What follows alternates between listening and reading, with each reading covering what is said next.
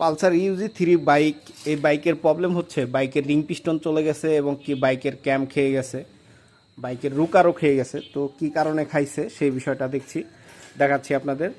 এই যে Mobil standard চাকনি, এটা কিন্তু আপনার হচ্ছে 12,000 কিলো পর পর ওয়াশ করতে হয়, তাহলেই হচ্ছে আপনার পাম্পটা ভালো থাকে। আর এটা কি কারণে হচ্ছে খাইছে সেই জিনিসটা দেখায়। এই দেখেন, আপনার আগে দেখায় যে কি কি খাইছে।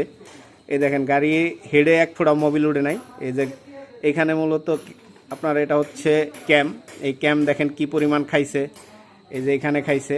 তারপর রুকার পিন যে রয়েছে, এই রুকার পিন দেখেন এই যে এক সাইড করে কিন্তু এই যে খাইয়ে গেছে, একদম খাইয়ে গেছে।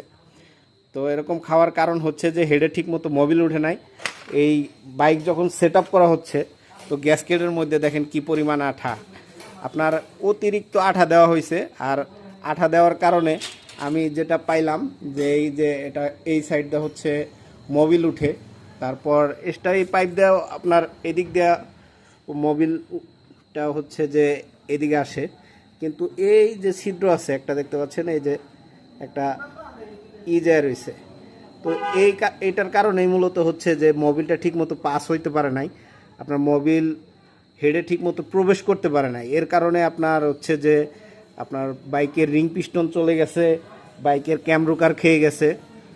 তো আমি আপনাদের পরামর্শ দিব যে আপনারা যেইখান থেকে বাইকের কাজ করবেন, একটু আঠা মানে গ্যাসকেটের মধ্যে স্বাভাবিক যতটুকু দরকার ঠিক ততটুকুই দিলে ভালো। আর যদি অতিরিক্ত দেয়, এই দেখেন কি পরিমাণ আঠা দেওয়া হয়েছে, এই পরিমাণ যদি আঠা দেয় তাহলে কিন্তু এই আঠাগুলো দেখা যাবে যে এই ছোট্ট ছোট্ট ছিদ্র, এই ছিদ্র যদি জাম হয়ে যায় তাহলে কিন্তু আপনার হচ্ছে হেডে মোবিল উঠবে না, আপনার বাইক জাম হয়ে যাবে। সেই ক্ষেত্রে দেখা যাবে যে আপনার ইঞ্জিনে অনেক বড় ধরনের ক্ষতি হবে।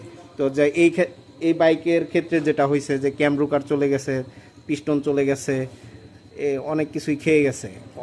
আমরা কিন্তু সর্বপ্রথম মনে করছিলাম যে হয়তো মোবিল স্ট্যান্ডার্ড ছাকনিটা জাম হয়ে গেছে অথবা মোবিল পাম্পে কাজ করতেছে না, এর কারণে হেডে মোবিল উঠতেছে না। কিন্তু তা না, পরবর্তীতে আমরা যখন খুলে যেটা পাইলাম যে এখানে আপনাদের দেখালাম, এই আঠাটা যে মূলত হচ্ছে যে এটা এই ছিদ্রটা জাম হয়ে গেছিলো, এর কারণে কিন্তু পুরা আপনার সব জায়গায় হচ্ছে যে মোবিলটা ঠিক মতো পাস হতে পারে না, এর কারণেই এতগুলো কাজ বাড়ছে। তো ভিডিওটি ভালো লাগলে পেজটি ফলো করে দিয়েন আর ভিডিওটি শেয়ার করে দেন। সবাই ভালো থাকুন, সুস্থ থাকুন, আল্লাহ হাফেজ।